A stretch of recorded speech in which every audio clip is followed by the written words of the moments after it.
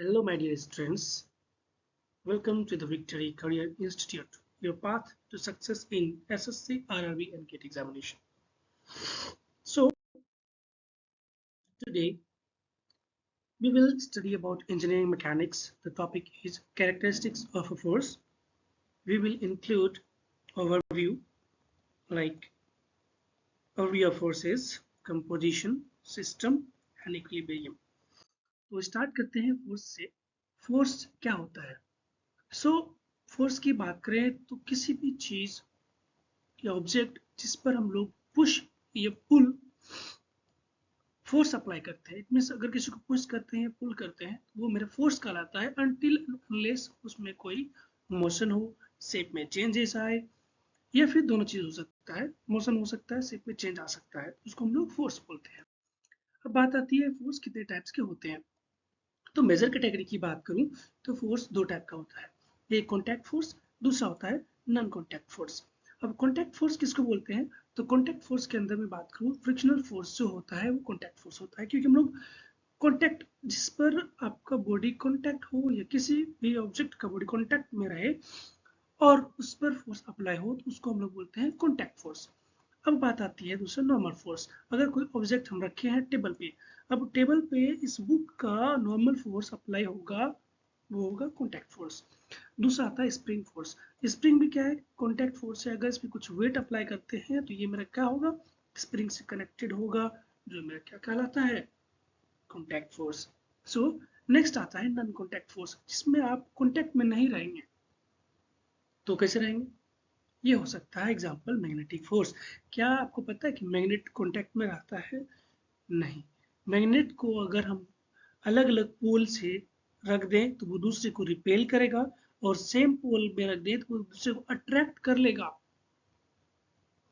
यहाँ पे ध्यान देने वाली बात है कि वो दूर में रखे हैं हम, फिर भी वो अट्रैक्ट कर रहा है एक दूसरे को। This is known as non contact force. तो ये था interaction between two magnets, example इसका। अब आता है ग्रेविटेशनल फोर्स। ये भी कैसा टाइप ऑफ फोर्स है? नॉन कॉन्टैक्ट फोर्स है। इसमें क्या होता है कि अगर हम किसी बॉल को ऊपर फेंकते हैं तो बॉल नीचे गिर के आता है फिर से, मतलब ये क्या है? नॉन कॉन्टैक्ट फोर्स है। Electrostatic force. इलेक्ट्रोस्टैटिक फोर्स की बात करें तो मान लें कि कोई बॉडी पे चार्ज है, तो ये क्या करेगा? कूलम को अट्रैक्ट करेगा। This is known as non contact force. तो आइए आगे बढ़ते हैं। अब आती है बात कैरेक्टरिस्टिक्स ऑफ अ फोर्स की। तो फोर्स का कैरेक्टरिस्टिक्स कैसा होता है? तो ध्यान देना है कि फोर्स की कैरेक्टरिस्टिक्स की बात करें तो उसके पास मैग्नीट्यूड होगा। मैग्नीट्यूड का मतलब क्या हुआ? कुछ वैल्यूज 100 न्यूटन, 50 न्यूटन, जो फोर्स अप्लाई होगा। यूनिट चेंज कर सकता है, न्यूटन ही नहीं, यूनिट चेंज होता है। ठीक है, तो ये मेरा मैग्नीट्यूड होगा। लाइन ऑफ एक्शन की बात करें तो अगर कोई फोर्स अप्लाई हो रहा है तो किस अलोंग हो रहा है, उसका लाइन ऑफ एक्शन क्या है, वो आपका कहलाएगा line of action. Suppose that अगर मेरा कोई ये दो एक्सिस है, एक्स एंड वाई एक्सिस, और अगर ये फोर्स मेरा इस डायरेक्शन में अप्लाई हो रहा है तो ये मेरा जो फोर्स होगा किस डायरेक्शन में अप्लाई हो रहा है? एक्स वाई डायरेक्शन में अप्लाई हो रहा है। पर यही फोर्स अगर इस डायरेक्शन में अप्लाई होता तो ये एक्स डायरेक्शन में होता, और अगर यही फोर्स अगर मेरा इस डायरेक्शन में अप्लाई होता तो ये वाई डायरेक्शन में होता। ये है लाइन ऑफ एक्शन। नेक्स्ट आता है नेचर। फोर्स का नेचर कैसा होता है?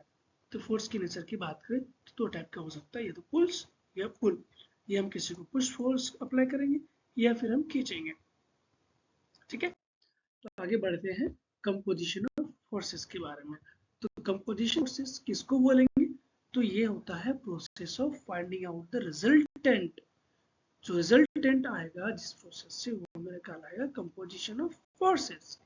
तो अगर कोई फोर्स मान लेते हैं मेरा एक ये बॉल है, इस बॉल पे दो फोर्स अप्लाई हो रहा है, एक F1, दूसरा हो रहा है F2।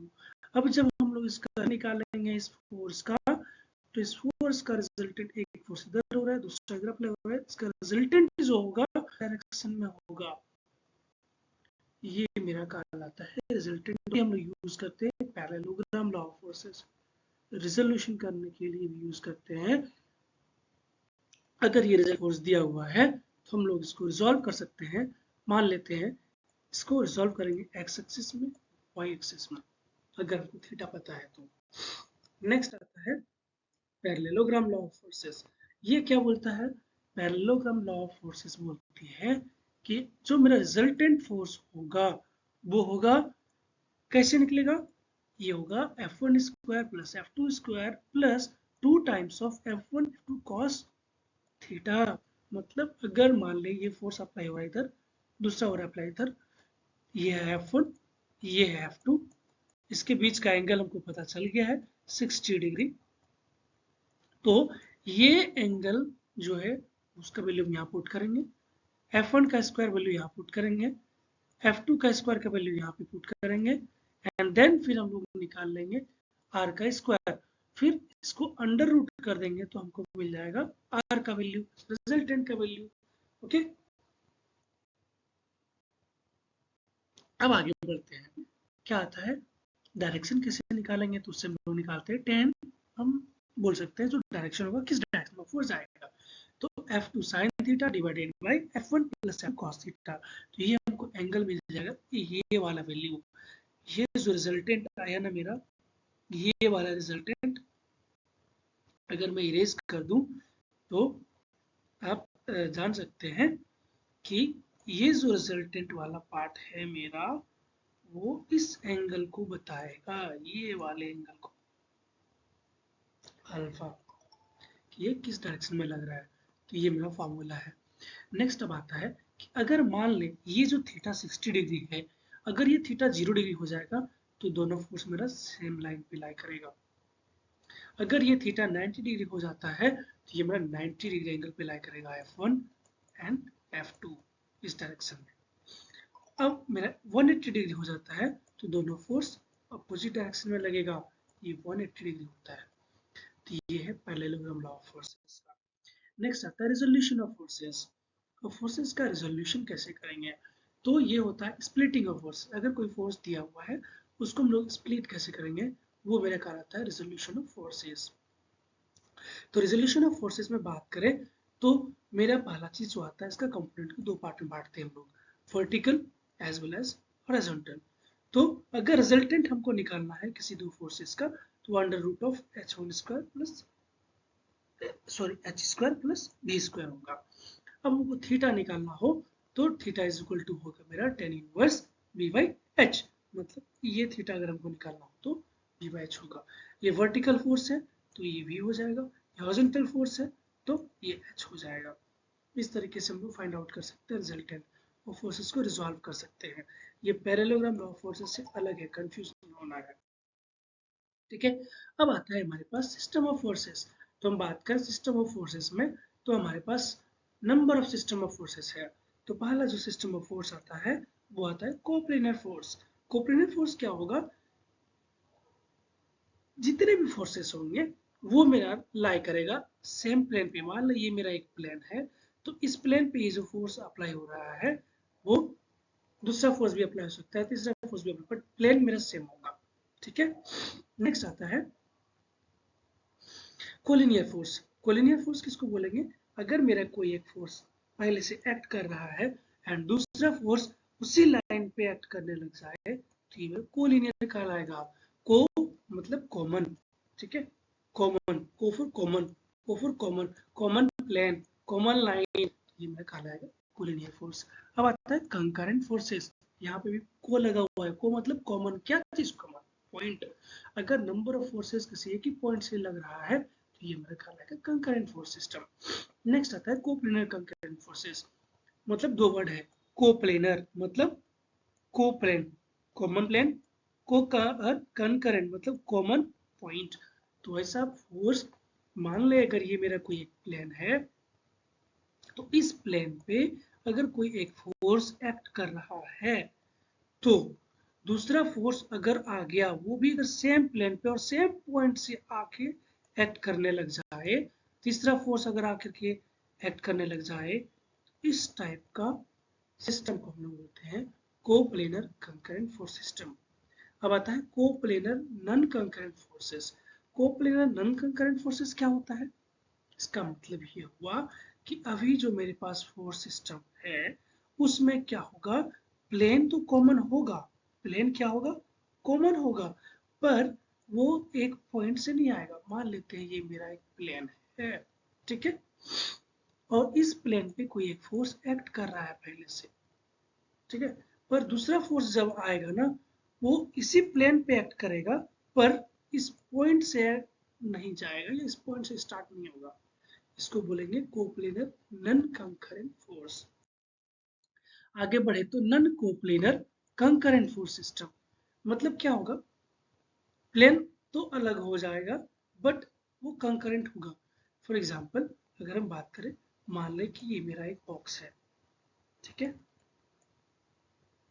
अब इस बॉक्स पे कोई एक फोर्स मेरा अप्लाई हो रहा है, जो इस प्लेन पे अप्लाई हो रहा है, ठीक है, अब दूसरा फोर्स आएगा जो इस प्लेन पे अप्लाई होगा, बट इसी पॉइंट से स्टार्ट होगा, मतलब, और तीसरा अगर फोर्स आ गया इसी पॉइंट से स्टार्ट होगा, बट इस प्लेन पे लगेगा, इस साइड वाले प्लेन पे, तो ये मेरा कहलाएगा नन कोप्लेनर, क्योंकि प्लेन अलग अलग हो गया ना, ये अलग प्लेन है, ये अलग प्लेन है, ये अलग प्लेन है, ठीक है, ये फ्रंट प्लेन आ गया, ये साइड प्लेन आ गया, ये टॉप प्लेन आ गया, अलग अलग प्लेन हो गया ना, तो इस टाइप का फोर्स सिस्टम को बोलेंगे non coplanar non concurrent force system, ठीक है। अब आता है नन कंकरेंट फोर्सेस, मतलब वैसा फोर्स जो कंकरेंट ना हो, मतलब कोई इधर होगा कोई इधर होगा। फॉर एग्जांपल ये वाला प्लेन क्या है, कोई भी फोर्स एक जैसा नहीं लग रहा है, कोई इधर कोई इधर कोई उधर लग रहा है, इसको हम लोग बोलेंगे non coplanar non concurrent force system. अब नेक्स्ट आता है मेरे पास क्या, नेक्स्ट आता है पैरेलल फोर्सेस।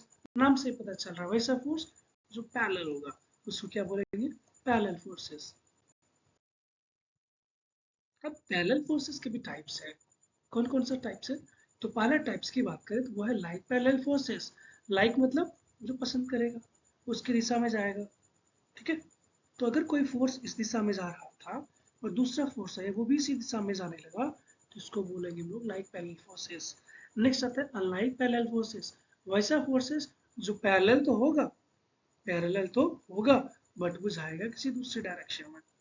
अब आता है नॉन पैरेलल फोर्सेस, मतलब कोई एक फोर्स इधर से लग रहा है, दूसरा फोर्स आ गया वो इधर से लगेगा, तीसरा फोर्स आ गया तो वो कहीं इधर लगेगा, मतलब पैरेलल नहीं होगा, ठीक है, तो इस टाइप ऑफ फोर्स सिस्टम को क्या बोलेंगे, नॉन पैरेलल फोर्स। अब आता है इक्विलिब्रियम ऑफ फोर्सेस।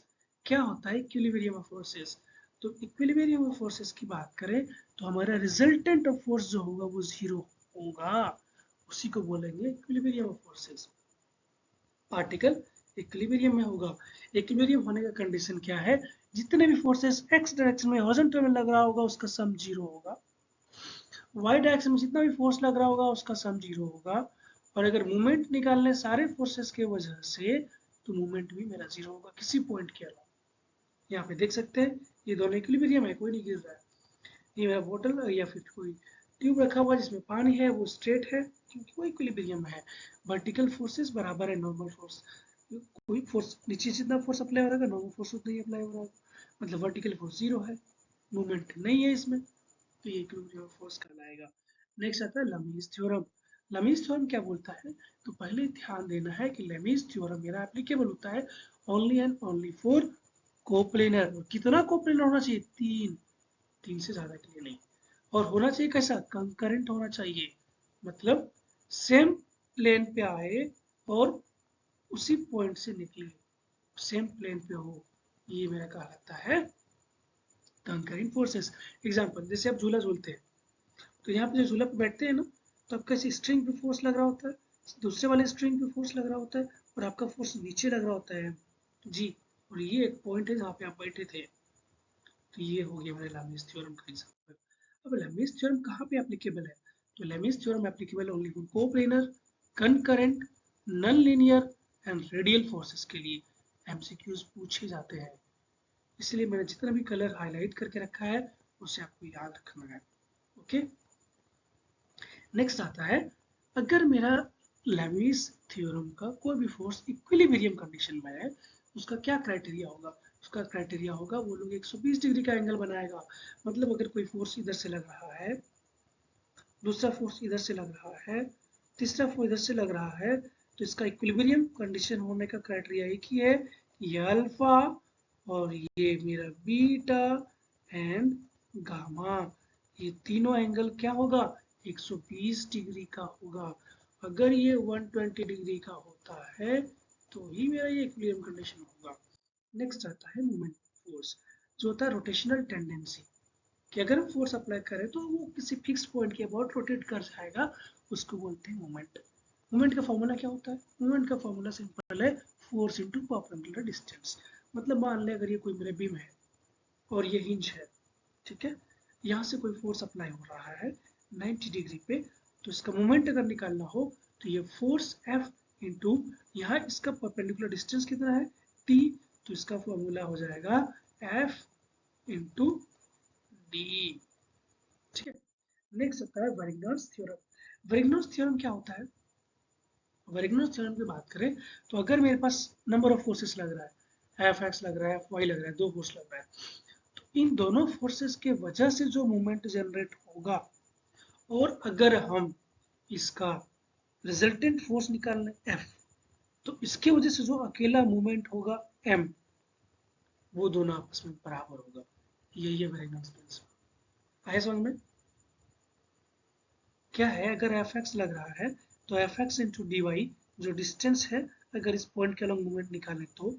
दूसरा होता है अगर एफ वाई फोर्स लग रहा है, इसका डिस्टेंस ये वाला होगा परपेंडिकुलर डिस्टेंस, तो F Y into D X जो होगा, इन दोनों का सम प्लस, और इस रिजल्टेंट की वजह से जो फोर्स का जो मूवमेंट आएगा उसका सम, आपस में जो मूवमेंट होगा वो बराबर होगा। ये वेरिग्नर्स थ्योरम। अब आता है principle of movement and couple. किस क्या होता है principle of movement and couple, तो principle of movement and couple की बात करें तो ये मेरा वेरिग्नर्स प्रिंसिपल का एक्सटेंशन है। ठीक है, कपल क्या होता है, मेरे दो अपोजिट एंड इक्वल फोर्स जब अप्लाई होगा तो ये मेरा कहलाएगा कपल। एग्जाम्पल की बात करें, आप लोग अगर कार चलाते होंगे तो वहां देख सकते हैं स्ट्रिंग को जब रोटेट कराते हैं तो ये मेरा क्या कराता है, वहां पे कपल जनरेट होता है। कार नहीं चलाते तो बाइक चलाते हैं, ये बाइक का हैंडल है मान लें, तो यहाँ पे कोई हैंडल पकड़ा हुआ है, ये हैंडल पकड़ा हुआ है, यहाँ पे एक फोर्स अप्लाई होगा, यहाँ पे एक फोर्स अप्लाई होगा, तो यहाँ पे जनरेट होगा कपल। ठीक है, screw driver, turning cap, water बोतल का जो कैप ओपन करते हैं वो, ये सारा एग्जाम्पल है मेरा प्रिंसिपल और ये कपल का, और बेस्ड है वेरिग्नर्स थ्योरम का advance version, principle of movements पे। अब आता है लीवर एंड प्रिंसिपल क्या है इसका, तो लीवर की बात करें तो कोई भी बीम या रोड जो किसी चीज से पाइवोटेड हो उसको हम लोग बोलेंगे लीवर, और इसके पास होता है एक फलक्रम, इसको बोलते हैं फलक्रम, जहाँ पे मेरा रोटेशन होता है। ये ऑपरेट करता है प्रिंसिपल ऑफ मूवमेंट पे। ठीक है, ये भी इक्विलिब्रियम कंडीशन में है, क्यों, क्योंकि ये छोटे वाले साइज पे हाई लार्ज का बॉडी है और यहाँ पे स्मॉल बॉडी है, मूवमेंट जनरेट करेगा ज़्यादा, तो इस मूवमेंट को बैलेंस करने के लिए मेरे पास यहाँ पे बड़ा बॉल रखना पड़ा। लीवर तीन क्लास का होता है मेरे पास, पहला क्लास होता है फुलक्रम मिडिल में रखेंगे, दूसरा क्लास होता है लोड मिडिल में रखेंगे, तीसरा क्लास होता है एफर्ट मिडिल में रखेंगे। पहले क्लास में मेरा मैकेनिकल एडवांटेज बहुत ज़्यादा होता है, मतलब हमको आसानी होता है, जैसे सीजर, कैंची से चीज़ काटने में आसान लगता है। अगर मिडिल में अप्लाई कर दें तो नट क्रैकर हो गया, व्हील बेयर हो गया, पेपर कटर हो गया, ये मिडिल में रहता है। फिर आता है एफर्ट मिडिल में लगाना पड़े, जैसे फिश रॉड, उसमें क्या करते हैं मिडिल में लगाते हैं। टोंग्स हो गया, फोर आर्म हो गया, फोर आर्म जो है हमारा वो हाथ वाला, ये कहाँ होता है हमारा, एफर्ट मिडिल में लगता है। देख सकते हैं एग्जाम्पल, हैमर है, यहाँ पे लोड अप्लाई हो, यहाँ पे एफर्ट, ये हमारा प्लेयर्स है, यहाँ पे लोड अप्लाई हो, यहाँ पे हम लोग एफर्ट अप्लाई करेंगे। सेकंड क्लास का देख सकते हैं, ये हम लोग जो लेके जाते हैं, बहुत हैवी से हैवी सामान उठा के लेके चले जाते हैं। ये फलक्रम वाला है, हाथ हमारा, सुगर फॉर्म्स, ये सब एग्जाम्पल है हमारा वेरियस क्लासेस का। अब आता है मैकेनिकल एडवांटेज क्या होता है, तो मैकेनिकल एडवांटेज की बात करें तो जो लोड अप्लाई कर रहे हैं डिवाइडेड बाय हमको एफर्ट कितना लगाना पड़ा, अगर ये ज़्यादा होता है तो मैकेनिकल एडवांटेज ज़्यादा है। दूसरा फॉर्मूला है इसका एफर्ट आर्म, मतलब ये एफर्ट आर्म कितना है, एंड लोड आर्म, जो लोड आर्म कितना है, ये मेरा रेशियो कराता है मैकेनिकल एडवांटेज का। तो आई होप अब तक ये समझ में आ गया होगा आपको, एंड अगर आपको अच्छा लगा हो तो you can watch our next video. This is the first class of mechanics, engineering mechanics. So thank you so much for watching the video.